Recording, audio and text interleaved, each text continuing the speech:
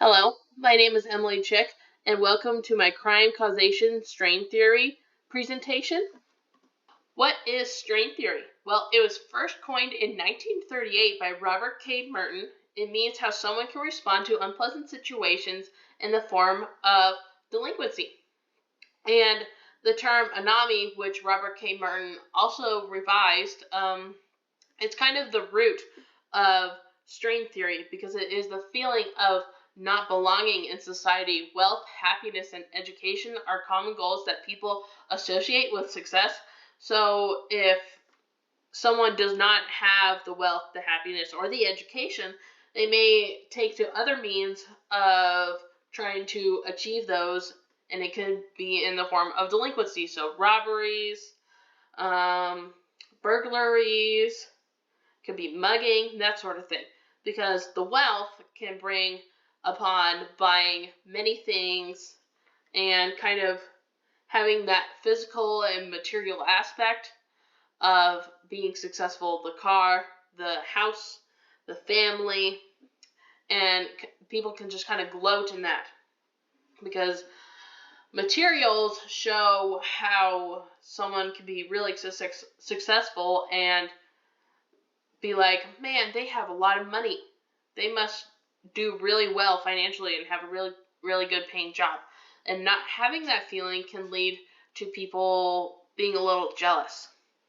Moving on to general strain theory, it was revised from strain theory to general strain theory by Robert Agnew. And general strain theory sees illegal acts as a coping mechanism. And specifically, it deals with abuse. And this can be in the form of threatening a person's loved one because they bring a positive impact into their lives. And it could also be from verbal or physical abuse. And the third final behavior could be from threatening to sabotage someone's successes. And general strain theory is a lot more focused on the jealousy aspect of this one. So if someone has a positive impact in another person's life, the abuser could see that as a little bit threatening. So they transfer that threatening into verbal abuse of trying to take away this positive impact. And then the verbal or physical abuse, it's pretty straightforward there of verbally abusing someone because they feel threatened that their partner might be doing better than them and they want to have more of that control or dominance. And then the third and final behavior with threatening to sabotage someone's successes, again with jealousy. The abuser wants to be the breadwinner or have more of a financial dependency that their partner will feel dependent on them, and they like that feeling of having all that control. So threatening to sabotage could be a form of having more control on the situation. And then moving on with teen pregnancy and strain theory. A study was done in 2018 by DeAndre Walker with a general strain theory perspective on teen pregnancy. And the data was used from the National Longitudinal Study of Adolescent to Adult Health, and this went through 3 waves of trying to find the correct participants. The first wave was basically gathering all these participants, and there were at least over 10,000 starting with, and then it kind of sifted through what types of participants that were needed for this data collection. And then in wave 2, it was more of the sifting because some of the participants were male and others were over the age of 18. And then finally, in the third wave, we have 5,236 participants that went through a series of questions about their lives, drug use, mental health, and if they had been pregnant. And then with the results, participants who were pregnant had a higher chance of having alcohol abuse, and low self-esteem was a big indicator for alcohol abuse as well. And with the low self-esteem point, alcohol can tend to make people feel better about themselves. They want to escape from the world they are living in, and alcohol can really bring that for a person. And once it wears off, this person could feel like they need to feel like they are confident and they can do all these high self-esteem things, and they will continue to drink, and it spirals into alcohol abuse. And participants who are pregnant and have alcohol abuse are more likely to be friends with deviants. And this is more of a conformity, peer pressure type of thing, because you want to be cool around your friends. You want to be around them more. And if those friends are deviants, then they're going to have to conduct in delinquency. And nobody wants to feel left out from their friends. They don't want to feel uncool, so they have to conform to that, basically. And then finally, with participants, if they were surrounded by low social support, little school involvement, and low self-esteem, there was an increase of depression. And specifically with low social support and low self-esteem, again, with surrounding yourself with friends who are not good influences, kind of be rude, a bully of sorts, it can make people have low self-esteem and feel a little bit isolated because the social support is not bringing a person up, making them feel loved and wanted. And that can lead to someone having little school involvement because they feel like they're not good enough, they can't do the assignments, they don't feel smart, and they just surround themselves with people who continuously beg onto that behavior, like saying, oh, you're not smart enough, you can't do this, you are so dumb, so stupid, that sort of thing. And at one point, it will get into somebody's head of how they feel. And then with juvenile delinquency, there was a study done in 2006 by John Gregory Golan with a general strain theory perspective as well. And the data was used from the National Longitudinal Study of Adolescent and Adult Health from 1994 to 1996. And this study was done in the form of 3 waves, so sifting through the participants and the ones who will be beneficial for this data, went through that as well, and ended up with 5,568 participants, and they were asked a series of questions similar to the teen pregnancy data. And with the results, there was a strong connection to juvenile delinquency and having the want to get married at 25 years old. And this could be from a multitude of reasons, but specifically one could be from how juveniles feel that they need to conform to societal standards of trying to get married. And that can be for strain theory specifically because with Anami, there is the form of trying to conform and be successful. And if they feel like they don't belong, then they might lead to deviant behavior.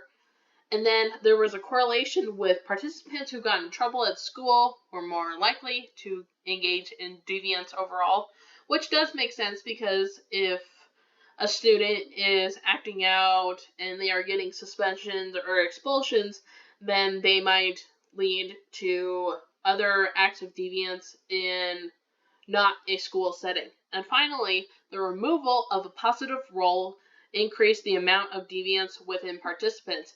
And this one goes hand in hand with general strain theory and the first behavior of removing a positive role model in a student's life can lead them to acting out and wanting to create this attention of saying, hey, you took this positive person out of my life and now I'm going to act out for it.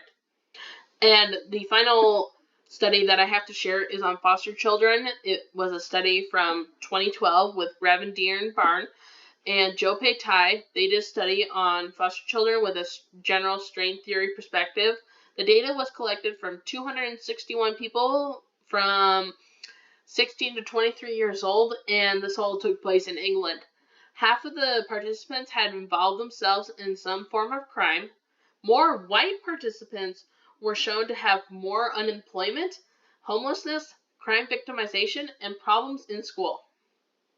And finally, participants with high self-esteem were less likely to engage in crime and become homeless.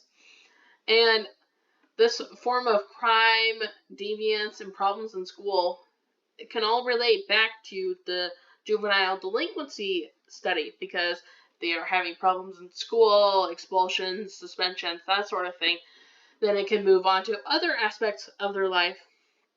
And with foster children, they may not have this sense of routine because they are moving from foster family to foster family, and they feel like their life could be so jumbled up, and they want this feeling of routine, the feeling of a home, or comfort in knowing that they are going to stay in one area for a long time. And that could lead them to acting out, or they feel like they don't belong, and they just want to have that sense of a foundation of wanting to have one place to stay. And with participants with high self-esteem, they could feel like they are doing well in their life and they're going to be successful, so they don't need to commit these crimes in order to achieve that sense of success, like with string theory, the wealth, happiness, and education. Kenneth Manzanares was on a cruise ship with his wife, Christy, and their children in 2017. She asked for a divorce and to leave the cruise ship when they docked at Juneau and go back home to Utah. Kenneth did not like this. He refused and beat his wife to death in front of their children. He was sentenced to 30 years for murdering his wife, and a month into his sentence, he committed suicide. And my personal theory is that he could not handle that his wife wanted to be with someone else, not him. And by taking away that positive impact in their children's lives, he thought, well, if I can't have her, then no one can. Thus, taking away the positive impact she could have had on a different partner and her positive impact on their children. Moving on with string theory in prison, the National Institute and their Crime Solutions Department is using string theory in prisons, and the Minnesota Department of Corrections took on this method. Prisoners have a maximum amount of time to speak with their visitors each month, depends on the severity of crime, of course. Quote, according to string theory, social support can help reduce recidivism by helping ease the stresses that relate to reentry following the release from prison, end quote. And by having that opening to help people talk to their loved ones, to their friends, it can have them something to look forward to, make them be a better person overall, work on their problems such as abuse or substance abuse specifically, and with their mental health, they could understand what they did was wrong, basically owning up to the crimes that they committed and holding themselves accountable. Can make them realize that they shouldn't do it again and help reduce the amount of crime by having that sense of connection and knowing that there are people waiting for them outside the prison walls. Concerns with string theory and policies, string theory is still just a theory. It is not fact. We cannot pinpoint it and say, yeah, that is string theory. No doubt about that. Travis Hershey even pointed out that it is hard to find people dealing with string theory problems specifically, because since it is such a big gray area, and the feeling of jealousy for other people having successes, it can be a pretty common thing. And while of course it does not lead to crime per se, there is still that sense of, oh, I wish I had that sort of life. And moving on with delinquency, it isn't always under the string theory umbrella, because crime is such a big gray area. There's so many different sort of scenarios, situations that people can go through, and putting it under as, yeah, that is string theory, no doubt about it, can make it feel like it's put into a box and there's no other possibilities that people can encounter. And finally, with using string theory as a foundation doesn't always lead to successful redivisionism.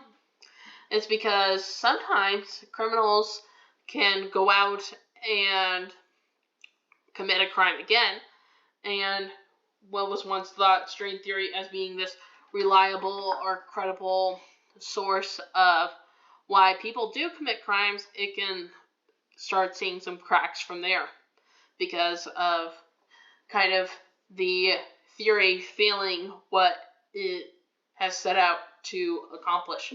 Finally, with my conclusion and rounding off this presentation, string theory depicts people in everyday life, such as the feeling of lost and they don't belong, they want to be successful as other people in their life are.